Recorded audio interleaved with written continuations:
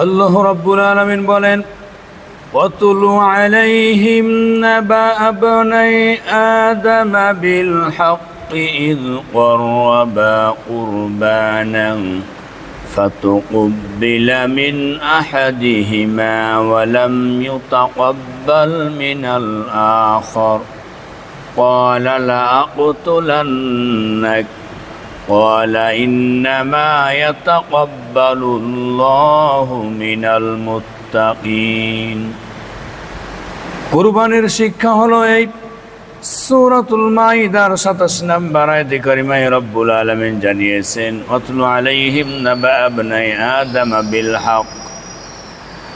আপনি আদম আলাইহিস সালাতু ওয়াস সালামের দুই সন্তানের কুরবানির কাহিনী আপনি তেলাওয়াত করে শোনায়া দিন। এই তেলাওয়াত করে মানব জাতির কাছে আপনি প্রচার করে দিন। إذ قربا قربانا فتقبل من أحدهما ولم يتقبل من الآخر। আদম আলাইহিস সালাতু ওয়াস সালামের দুই সন্তান তথা হাবিল এবং কাবিল, এই দুজনকে কুরবানি করার জন্য নির্দেশ দেওয়া হলো। দুজনেই কুরবানি করল। হাবিল কুরবানি করেছিল একটি পশু এবং হৃষ্টপুষ্ট মোটা তাজা দেখে একটি পশু কুরবানি করেছিল। তার কুরবানি আল্লাহর দরবারে কবুল হয়ে গেল। আর কাবিল কুরবানি করেছিল কিছু শস্যাদি, তার কুরবানি কবুল হলো না। আল্লাহ রাব্বুল আলামিন এই কথাই তিনি জানিয়েছেন যে কুরবানির ইতিহাস বাবা আদম আলাইহিস সালাতু ওয়াস সালাম থেকে তার সন্তান হাবিল এবং কাবিলের মাধ্যমে কুরবানির সূচনা হয়েছে। দুজনেই কুরবানি করল। একজনের কুরবানি কবুল হলো, হাবিলের কুরবানি কবুল হয়ে গেল। হাবিল বলল, ক্বালা ইন্নামা ইয়াতাকাব্বালুল্লাহু মিনাল মুত্তাকিন। আল্লাহ রাব্বুল আলামিন নিশ্চয় তিনি মুত্তাকিদের কুরবানি কবুল করে থাকেন। শেষ পর্যন্ত কাবিল বলল, আমি তোমাকে হত্যা করে ফেলবো। আমার প্রিয় ভাইয়েরা, ওই হাবিল এবং কাবিলের থেকে কুরবানির সূচনা মূলত, যদিও তারপরেও এই কুরবানি হযরত ইব্রাহিম আলাইহিস সালাতু ওয়াস সালাম কর্তৃক নিজ পুত্র ইসমাইল আলাইহিস সালাতু ওয়াস সালামকে আল্লাহর আদেশে কুরবানি করার মহান ত্যাগের স্মারক। এটি তাকওয়া অর্জন, ত্যাগ ও ভ্রাতৃত্ববোধের প্রতীক। কুরবানির ইতিহাস, আদি ইতিহাস, পৃথিবীর ইতিহাসে হযরত আদম আলাইহিস সালাতু ওয়াস সালামের দুই পুত্র হাবিল ও কাবিলের কুরবানির মাধ্যমে এই সূচনা হয়। হাবিলের কুরবানি উত্তম ছিল। হাবিলের কুরবানি উত্তম দুম্বা কবুল হয়ে গিয়েছিল, কারণ তা ছিল আল্লাহ ভীতি ও তাকওয়া ভীতির উপরে। আল্লাহ তাআলার নৈকট্য অর্জন করার উদ্দেশ্যই ছিল তার কুরবানি। তাকওয়ার ভিত্তির উপরে ইব্রাহিম আলাইহিস সালাতু ওয়াস সালাম এর ত্যাগ বর্তমান কুরবানির হযরত ইব্রাহিম আলাইহিস সালাতু ওয়াস সালামের সুমহান ত্যাগের স্মৃতি বহন করে থাকে। আল্লাহ রাব্বুল আলামিন তাকে স্বপ্নে তার সবচেয়ে প্রিয় বস্তু নিজ পুত্র ইসমাইল আলাইহিস সালাতু ওয়াস সালামকে কুরবানি করার জন্য নির্দেশ দেন।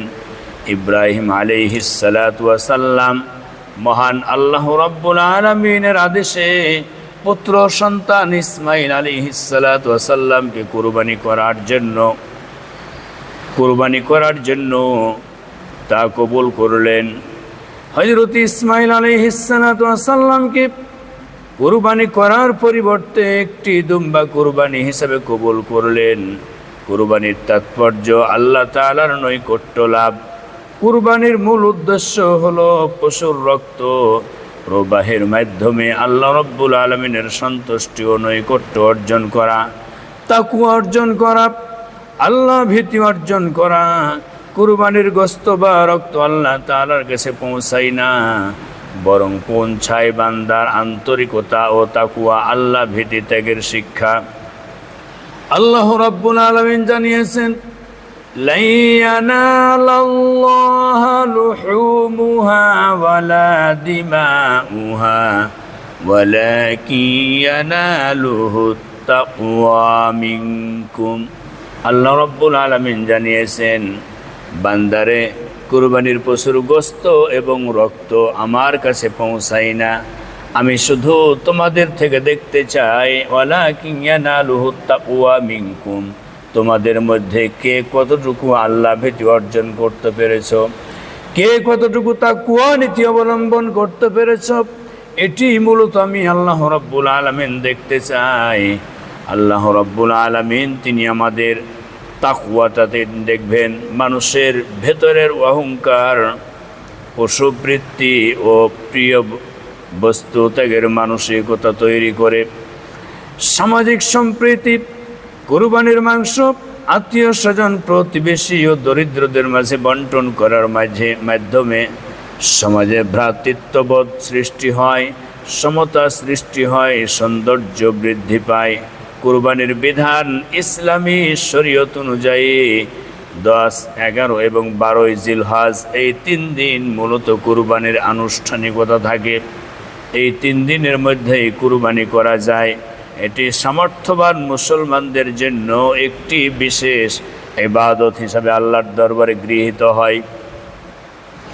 আল্লাহ রাব্বুল আলামিন জানিয়েছেন, ইন্নামা ইয়াতাকাব্বালুল্লাহু মিনাল মুত্তাকিন, নিশ্চয় আমি আল্লাহ তাআলা মুত্তাকি যারা তাদের কুরবানি কবুল করে থাকি, আল্লাহ ভীতি যারা অর্জন করে, নামাজ থাকে, রোজা থাকে, ইবাদত বন্দেগী থাকে, দান খয়রাত থাকে, অর্থাৎ ওই ব্যক্তি কেবলমাত্র শুধুমাত্র আল্লাহ তাআলার সন্তুষ্টির জন্যই কুরবানি করে থাকে। আল্লাহ রাব্বুল আলামিন জানিয়েছেন, কুল ইন্না সলাতি ওয়া নুসুকি ওয়া মাহইয়ায়া ওয়া মামাতি লিল্লাহি রাব্বিল আলামিন। রব্বুল আলামিন বলেন, নবী আপনি জানিয়ে দিন, ইন্না সলাতি, নিশ্চয় আমার সলাত, ওয়া নুসুকি এবং আমার কুরবানি, ও মাহইয়ায়া আমার জীবন, ও মামাতি এবং আমার মৃত্যু, লিল্লাহি রাব্বিল আলামিন সারা জাহানের মালিক, কুল কায়নাতের মালিক, সার্বভৌমত্বের মালিক, রাজাধিরাজ একমাত্র আল্লাহ রাব্বুল আলামিনের জন্যই সব কিছু নিবেদিত। আল্লাহ রাব্বুল আলামিন এই কুরবানির শিক্ষা থেকে আমাদের জন্য যে শিক্ষা রেখেছেন, হযরত ইব্রাহিম আলাইহিস সালাতু ওয়াস সালাম আল্লাহর দরবারে সন্তান কামনা করলেন, রব্বি হাবলি মিনাস সালিহিন, আল্লাহ তাআলা আপনি আমাকে একটি সহনশীল, ধৈর্যশীল, নেককার, চরিত্রবান সন্তান আপনি আমাকে দান করুন। আল্লাহ রাব্বুল আলামিন জবাব দিলেন, ফাবাশশারনাহু বিগুলামিন হালিম। আল্লাহু আকবার। রব্বুল আলামিন বললেন, আমার পয়গম্বর আমি আপনাকে একটি সহনশীল, ধৈর্যশীল, চরিত্রবান একটি পুত্র সন্তানের সুসংবাদ দান করলাম। হযরত ইব্রাহিম আলাইহিস সালাতু ওয়াস সালাম বিয়ের পর থেকে আল্লাহ তাআলার কাছে সন্তান কামনা করতেই থাকেন, সন্তান হয় না, সন্তান হয় না, সন্তান হয় না। আল্লাহ রাব্বুল আলামিন এমন একটি বয়সের সময় সন্তান দিলেন, যেই বয়সটি হচ্ছে বৃদ্ধ বয়স, 86 বয়সের মাথায় আল্লাহ রাব্বুল আলামিন হযরত ইব্রাহিম আলাইহিস সালাতু ওয়াস সালামকে সন্তান দান করলেন। ওই সন্তানকে এই পৃথিবীতে আসার পরে কিছুদিন পরে আল্লাহ রাব্বুল আলামিন নির্দেশ করলেন, দেখুন কেমন পরীক্ষা, কেমন পরীক্ষা। আল্লাহ রাব্বুল আলামিন বললেন, ইব্রাহিম তুমি তোমার সন্তান এবং তোমার স্ত্রীকে কোনো একটি নির্জন জায়গায় ফেলে রেখে এসো। হযরত ইব্রাহিম আলাইহিস সালাতু ওয়াস সালাম তিনি তার পুত্র সন্তানটিকে এবং তার স্ত্রীকে সেই মক্কার মরু প্রান্তরে, যেই জায়গায় কোনো মানুষের গন্ধ, মানুষের চিহ্ন পাওয়া যায় না, পশু পাখির আওয়াজ পর্যন্ত পাওয়া যায় না, যে জায়গায় পানির কোনো হদিশ পাওয়া যায় না, পানি পাওয়া যায় না, এমন একটি জায়গায় যখন সেই মরু প্রান্তরে পাথরের পাদদেশে হযরত ইব্রাহিম আলাইহিস সালাতু ওয়াস সালাম তার সন্তান এবং তার স্ত্রীকে রেখে চলে আসতেছেন, স্ত্রী বলতেছেন ডাক দিয়ে, ওরে প্রাণের স্বামী, আপনি আমাদেরকে কোথায় ফেলে রেখে যাচ্ছেন যেখানে কোনো মানুষ নাই, জন নাই, যে জায়গায় পশু পাখির পর্যন্ত আওয়াজ পাওয়া যায় নাই, কোনো খাবার নাই, পানীয় নাই, এমন জায়গায় আপনি রেখে যাচ্ছেন? কোনো জবাব নেই। আবার প্রশ্ন করলেন, আমার প্রাণের স্বামী, আপনি আমাদেরকে এখানে কেন রেখে যাচ্ছেন? একই কথা বললেন, আপনি কি আল্লাহর সন্তুষ্টির জন্যই আমাদের কিভাবে রেখে যাচ্ছেন নাকি? হযরত ইব্রাহিম আলাইহিস সালাতু ওয়াস সালাম তিনি আসমানের দিকে আঙ্গুল উঁচু করে জানিয়ে দিলেন, হ্যাঁ, আমি অবশ্যই ওই মহান রবের সন্তুষ্টির জন্যই তোমাদেরকে এই জায়গায় আমি ফেলে যাচ্ছি।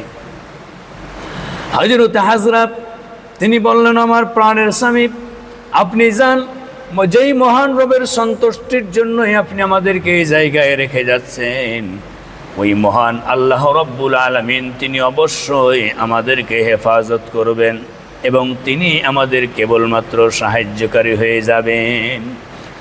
আল্লাহ রব্বুল আলামিনের দরবারে ফরিয়াদ করলেন, সন্তান কামনা করলেন, সন্তান আল্লাহ রব্বুল আলামিন দিলেন। আবার সেই সন্তানকে আল্লাহ রব্বুল আলামিন ইব্রাহিম আলাইহিস সালাতু ওয়াস সালামকে পরীক্ষা করার জন্য সেই জনমানবহীন এলাকায় ফেলে আসলেন। একে হচ্ছে অগ্নি পরীক্ষা, এরপরে হচ্ছে সন্তানের পরীক্ষা, এরপরে হচ্ছে ওই সন্তানটিকে আবার সময়ের মধ্যে আল্লাহ রব্বুল আলামিন বলছেন, ইব্রাহিম, তুমি তোমার প্রিয় বস্তু সন্তানটিকে কুরবানি করো। হযরত ইব্রাহিম আলাইহিস সালাতু ওয়াস সালাম পুত্র সন্তান ইসমাইলকে বলতেছেন, ও আমার প্রাণের সন্তান, হে আমার বৎস, আমি আল্লাহ রব্বুল আলামিনের কাছে তোমাকে চেয়ে পেয়েছিলাম। আল্লাহ তাআলা আমাকে পুত্র সন্তানের সুসংবাদ দিয়েছিলেন। এরপরে বললেন, ফালাম্মা বালাগা মাআহুস সা'য়া ক্বালা ইয়া বুনাইয়া ইন্নী আরা ফিল মানামি আন্নী আযবাহুক। ফালাম্মা বালাগা মাআহুস সা'য়া, ওই সন্তান তথা ইসমাইল আলাইহিস সালাতু ওয়াস সালাম যখন আস্তে আস্তে বড় হলেন, পিতার সাথে উঠা বসার বয়সে উপনীত হলেন, 9 বৎসর, 11 বৎসর, মতান্তর 13 বৎসর বয়সে উপনীত হলেন, আল্লাহ রাব্বুল আলামিন নির্দেশ করলেন, ইব্রাহিম, তোমার সন্তানকে তুমি জবাহ করো। তোমার কাছে প্রিয় বস্তু তোমার সন্তান, এই সন্তানটিকে মহান রবের সন্তুষ্টির জন্য তোমাকে কুরবানি করতে হবে। ক্বালা ইয়া বুনাইয়া ইন্নী আরা ফিল মানাম। হযরত ইব্রাহিম আলাইহিস সালাতু ওয়াস সালাম বললেন, আমার বৎস, আমি স্বপ্নে দেখলাম তোমাকে যেন আন্নী আযবাহুক, আমি জবাহ করতেছি। সন্তান বললেন, ফানজুর মাযা তারা। সন্তান বললেন, ক্বালা ইয়া আবাতি ফাআল মা তু'মার সাতাজিদুনি ইনশাআল্লাহু মিনাস সাবিরিন। সন্তান বললেন, হে আমার পিতা, আপনি যে স্বপ্ন দেখেছেন এই স্বপ্ন স্বপ্নই নয়, এই স্বপ্ন হচ্ছে বাস্তবতার স্বপ্ন, কারণ কোন নবীদের স্বপ্নই স্বপ্নই থাকে না। অতএব যেই মহান আল্লাহ তাআলার হুকুমে আমাকে জবাহ করছেন, স্বপ্ন দেখেছেন, সেই হুকুম আপনি খুব দ্রুতই বাস্তবায়ন করুন। আশা করা যায় অবশ্যই আপনি আমাকে ধৈর্যশীলদের মধ্যেই পেয়ে যাবেন। সুবহানাল্লাহ! কি পিতা, কি পুত্র! আমরা হলে তো বলতাম, বাবা তুমি আমাকে স্বপ্নে দেখো নাই, ওই মেজোটারে দেখেছো, ওই বড়টারে দেখেছো, ওই ছোটটারে দেখেছো, তুমি তাকেই জবাহ করো, তুমি আমাকে স্বপ্ন দেখো নাই। আমরা হলে এমনটাই বলতাম, কি বলেন? আমরা হলে এমনটাই বলতাম যে বাবা তুমি আমাকে জবাহ করার মাধ্যমে তুমি কি স্বার্থ হাসিল করতে চাচ্ছ? আমাকে জবাহ করবা, আমাকে জবাহ করবা, কারণটা তোমার কি? অনেক কথাই আমরা বলতাম। হযরত ইসমাইল আলাইহিস সালাতু ওয়াস সালাম পিতার কথা শোনার সাথে সাথেই বললেন, ক্বালা ইয়া আবাতি ফাআল মা তু'মার সাতাজিদুনি ইনশাআল্লাহু মিনাস সাবিরিন। বাবা আপনি খুব দ্রুতই আপনার কাজটা সম্পাদন করুন, আশা করা যায় অবশ্যই আপনি আমাকে ধৈর্যশীলদের মধ্যেই পেয়ে যাবেন। হযরত ইব্রাহিম আলাইহিস সালাতু ওয়াস সালাম প্রিয়তমা স্ত্রী হাজরাকে বললেন, একে সুন্দর পোশাক পরিয়ে দাও। গোসল করিয়ে সুন্দর পোশাক পরিয়ে দেওয়া হলো। হযরত ইব্রাহিম আলাইহিস সালাতু ওয়াস সালাম পুত্র সন্তান ইসমাইলকে নিয়ে বের হয়ে পড়লেন মিনা প্রান্তরের দিকে। পথ চলতেছেন, পথ চলতে চলতেই শয়তান বাধা দেয়, আবার পথ চলতে থাকেন, আবার বাধা দেয়, আবার পথ চলতে থাকলেন, আবার বাধা দিতে থাকলো। শেষ পর্যন্ত শয়তানের চক্রান্ত দুর্বল হয়ে গেল। শয়তান বাধা দিতে পারলো না। শয়তান যে 3 জায়গায় বাধা দিয়েছিল, বাধা দিয়ে আটকে রাখতে পারলো না। ওই 3 জায়গায় হাজী সাহেবগণ তারা হজ করতে গিয়ে ওই 3 জায়গায় তারা কঙ্কর মারে, পাথর মারে। আমার প্রিয় ভাইরা, আল্লাহ রাব্বুল আলামিন সেই কথাই কোরআনুল কারীমের পাতায় তুলে ধরেছেন। ফালাম্মা আসলামা ওয়া তাল্লাহু লিল জাবিন। হযরত ইব্রাহিম আলাইহিস সালাতু ওয়াস সালাম পুত্র সন্তান ইসমাইলকে জবহ করার জন্য পূর্ণ প্রস্তুতি নিয়ে ফেলেছেন। জবহ করবেন, শোয়ানো হয়েছে। হযরত ইসমাইল আলাইহিস সালাতু ওয়াস সালাম বলতেছেন, বাবা আমার পা দুটো বেঁধে দাও, কারণ তুমি হচ্ছে আল্লাহর পয়গম্বর। তুমি যখন আমার গলাতে ছুরি চালাতে যাবে, ওই সময় আমি নড়াচড়া করতে পারি, আমার পা লেগে গিয়ে তোমার শরীরে আঘাত লাগতে পারে। তুমি আমার পা দুটো বেঁধে দাও।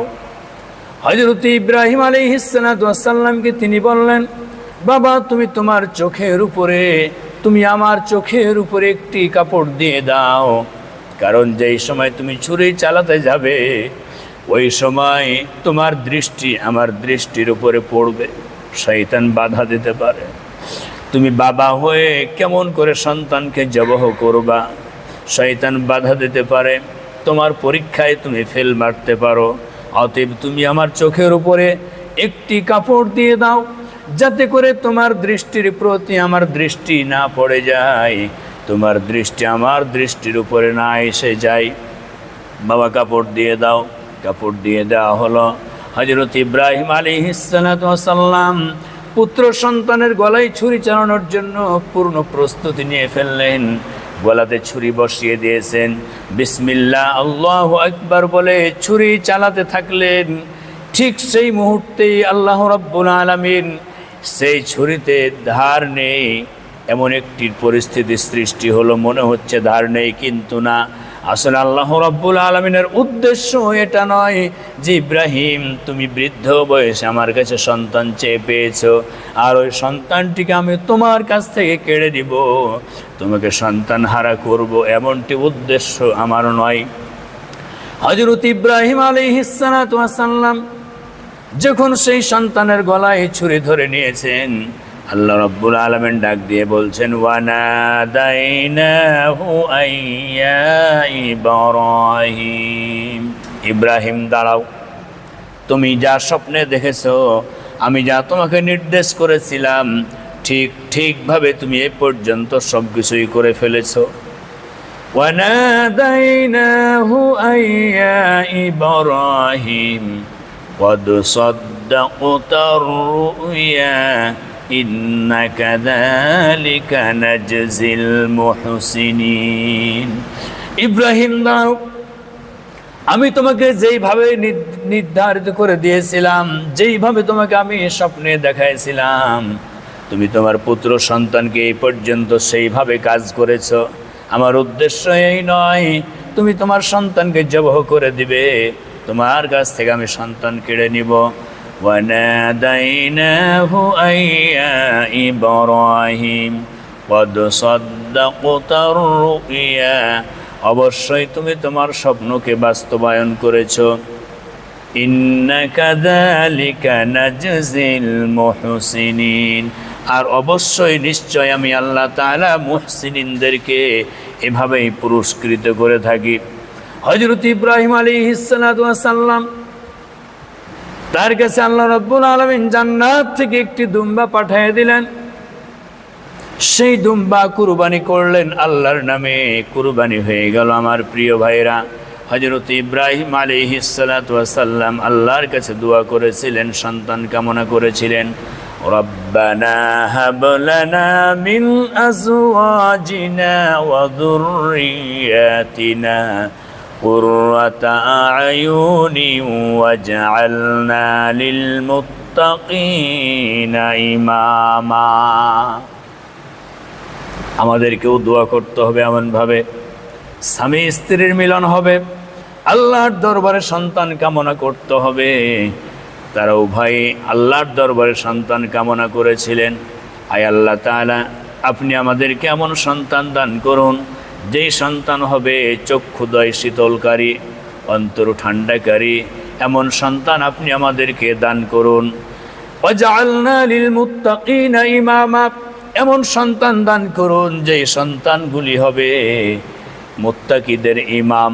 আল্লাহ রাব্বুল আলামিন হযরত ইব্রাহিম আলাইহিস সালাতু ওয়াস সালামকে বড় বড় তিনটি পরীক্ষা করেছিলেন। একটা পরীক্ষা হলো বৃদ্ধ বয়সে সন্তান দান, আবার সেই সন্তানটিকে জবহ করা। আরেকটি পরীক্ষা হলো সেই সন্তানটিকে জনমানবহীন এলাকায় রেখে আসা। আরেকটি পরীক্ষা হলো নমরুদের অগ্নিকুণ্ডলীর মধ্যে নিক্ষেপ করা। এই তিনটি পরীক্ষায় সফলতার সাথে কৃতকার্য হয়েছেন, সফল হয়েছেন। আল্লাহ রাব্বুল আলামিন বললেন আল্লাহ রাব্বুল আলামিন বলেন, وَإِذْ جَعَلْنَا الْبَيْتَ مَثَابَةً لِلنَّاسِ وَأَمْنًا وَاتَّخِذُوا مِن مَّقَامِ إِبْرَاهِيمَ مُصَلًّى وَعَهِدْنَا إِلَى إِبْرَاهِيمَ وَإِسْمَاعِيلَ أَن طَهِّرَ بَيْتِيَ لِلطَّائِفِينَ والعاكفين والركع السجود। আল্লাহ রাব্বুল আলামিন বললেন, ইব্রাহিম কাবাঘর তৈরি করো। কাবাঘর তৈরি করা হলো। ইব্রাহিম আলাইহিস সালাতু ওয়াস সালাম তিনি হচ্ছেন রাজমিস্ত্রি, পুত্র ইসমাইল আলাইহিস সালাতু ওয়াস সালাম হচ্ছেন লেবার। সন্তান এবং পিতা মিলে কাবাঘর তৈরি করলেন আর বললেন, এই ঘরটিকে পবিত্র রাখো, এই ঘরটিতে আমার বান্দারা আসবে, এই ঘরটিকে পবিত্র রাখো। আন তাহিরা বাইতিয়া লিত-তাইফিন, এই ঘরের তাওয়াফ করবে। ওয়াল আকিফিন, এই ঘরে ইতিকাফ করবে। ওয়াল আকিফিন ওয়ার রুকআইস সুজুদ, এই ঘরে সালাত আদায় করবে, রুকু করবে এবং সিজদা করবে। ঘরটিকে পবিত্র করে রাখো। আল্লাহ রাব্বুল আলামিনের এই সমস্ত পরীক্ষায় তিনি উত্তীর্ণ হলেন। আল্লাহ রাব্বুল আলামিন হযরত ইব্রাহিম আলাইহিস সালাতু ওয়াস সালামের দোয়া কবুল করলেন এবং আল্লাহ রাব্বুল আলামিন বলছেন, ইন্নী জাইলুকা লিন্নাসি ইমামা ক্বালা। আল্লাহ তাআলা বললেন, নবী আপনি বলে দিন, ইন্নী জাইলুকা লিন্নাসি ইমামা, নিশ্চয় আমি তোমাকে মানুষদের জন্য, সারা জাহানের মানুষদের জন্য তোমাকে ইমাম হিসাবে নিযুক্ত করলাম। ওয়াজআলনা লিল মুত্তাকিনা ইমামা, এবং মুত্তাকিদের ইমাম আমি আল্লাহ রাব্বুল আলামিন তোমাকে পছন্দ করলাম, বানায়া দিলাম। হযরত ইব্রাহিম আলাইহিস সালাতু ওয়াস সালাম তিনি কুরবানি করলেন, অর্থাৎ 9 জিলহজ আরাফাতের মাঠে অবস্থান করলেন। 10 জিলহজ মিনাতে বড় জামরায় 7টি কঙ্কর মেরে কুরবানি ও মাথা মুন্ডন শেষে পুনরায় মিনাতে ফিরে এসে 11 তারিখ, 12 তারিখ এবং 13 তারিখে, অর্থাৎ জিলহজ মাসের 11, 12 এবং 13 তারিখে 3 দিন 3 জামরায়, তিনটি করে 3 জামরায় 7টি করে কঙ্কর নিক্ষেপ করলেন, 21টি কঙ্কর নিক্ষেপ করলেন। মক্কায় ফিরে বিদায় তাওয়াফ শেষে তারপরে তিনি স্বস্থানে ফিরে আসলেন। এরপরে যখন 9 জিলহজ আসবে, সেই 9 জিলহজ থেকে শুরু করে 13 জিলহজ বিকাল পর্যন্ত, অর্থাৎ 9 জিলহজ ফজর পর থেকে শুরু করে 13 জিলহজ বিকাল পর্যন্ত, আসর পর্যন্ত তাকবীরে তাশরিক পাঠ করতে হয়। ইয়াউমুত তাশরিক, যে তাকবীরে তাশরিক হলো এই, আল্লাহু আকবার, আল্লাহু আকবার, লা ইলাহা ইল্লাল্লাহু, আল্লাহু আকবার, আল্লাহু আকবার, ওয়ালিল্লাহিল হামদ। এই তাকবীর পাঠ করা হচ্ছে ওয়াজিব। আমার প্রিয় ভাইয়েরা, কুরবানির শিক্ষা হলো এই, খালেস নিয়তে কুরবানির পশু উৎসর্গ করতে হবে, লোক দেখানোর জন্য নয়, কুরবানির গোশত খাওয়ার জন্য নয়। ইন্নামা ইয়াতাকাব্বালুল্লাহু মিনাল মুত্তাকিন। রব্বুল আলামিন বলছেন, নিশ্চয় আমি আল্লাহ তাআলা মুত্তাকিদের কুরবানি কবুল করে থাকি। এই জন্য আমাদেরকে মুত্তাকি আল্লাহ ভীতি অর্জন করতে হবে। খেয়াল করুন, যাদের নামাজ নাই, কালাম নাই, দিন নাই, ইসলাম নাই, মদ খায়, গাঁজা খায়, ফেন্সিডিল খায়, ইয়া বাবা খায়, সুদ খায়, ঘুষ খায়, ঘুষের টাকা দিয়ে, সুদের টাকা দিয়ে এই সমস্ত কুরবানির আঞ্জাম দেয়, যাদের মধ্যে নামাজ নাই, তাদের মধ্যে আল্লাহ ভীতি কখনো হতে পারে? আল্লাহ ভীতি কখনোই হতে পারে না। আল্লাহ ভীতি তো তখনই হবে যখন সে গোলাম আল্লাহ তাআলাকে ভয় করে আল্লাহ নীতি, তাকওয়া নীতি অবলম্বন করবে এবং আল্লাহ তাআলাকে ভয় করে জীবন যাপন করবে, আল্লাহর হুকুমগুলি সঠিকভাবে পালন করবে, তখনই তার মধ্যে তাকওয়া নীতি সৃষ্টি হতে পারে, তাছাড়া নয়। তাহলে আল্লাহ তাআলা কি বললেন? নিশ্চয় আমি মুত্তাকিদের কুরবানি কবুল করে থাকি। তাহলে যাদের নামাজ নাই, দিন নাই, ইসলাম নাই, ইসলাম মানে না, কোরআন মানে না, আল্লাহর দেওয়া জীবন ব্যবস্থা মানে না, সুদ খায়, ঘুষ খায়, মদ খায়, জুয়া খেলে, ইয়া বাবা খায়, এই সমস্ত কর্মকাণ্ডের সাথে যারা জড়িত থাকবেন, কশ্চিনকালেও তাদের কুরবানি হবে না, হবে না, হবে না।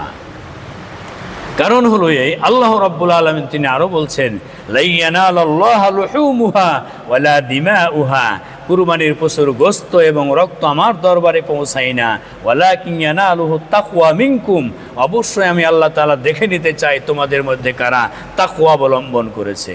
হাদিস শরীফের মধ্যে এসেছে, এই সমস্ত তাকওয়াবান ব্যক্তিগুলি যদি পশুর গলায় যখন ছুরি চালাবে, তখন সেই পশু থেকে ফিনকি দিয়ে রক্ত জমিনে গড়িয়ে পড়ার আগেই ওই কুরবানি আল্লাহর দরবারে কবুল হয়ে যায়। সুবহানাল্লাহি ওয়া বিহামদিহি সুবহানাল্লাহিল আযীম। সম্মানিত উপস্থিতি, সূরা হজের 37 নম্বর আয়াত। কুরবানির রক্ত হওয়া অর্থাৎ কুরবানির সময় হওয়া, নামাজে রক্ত না হলে যেমন সালাত আদায় করা যাবে না, সালাতে রক্ত হতে হবে, এটি একটি ফরজ, ঠিক অনুরূপভাবে কুরবানির রক্ত হতে হবে, এটিও ফরজ।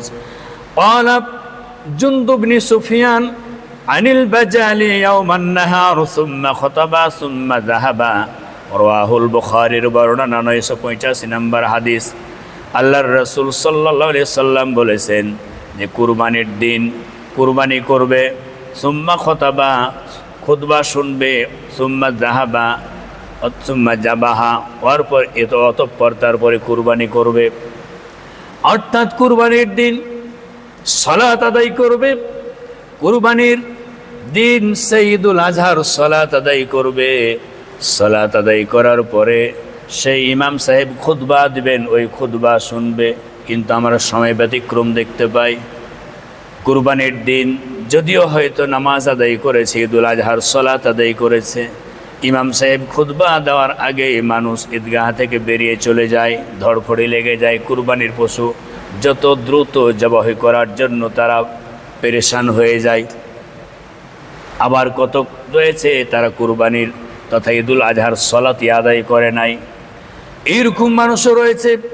আল্লাহর নবী বললেন, ঈদুল আজহার দিনে ঈদের সালাত আদায় করবে, সুম্মা খতাবা অতঃপর খুতবা শুনবে, সুম্মা যাবাহা অতঃপর জবাহ করবে। আল্লাহর রাসূল সাল্লাল্লাহু আলাইহি সাল্লাম তিনি আরো বলেছেন, যেই সালাত আদায়ের আগে কুরবানির পশু জবাহ করবে, সে যেন পুনরায় পশু জবাহ করে।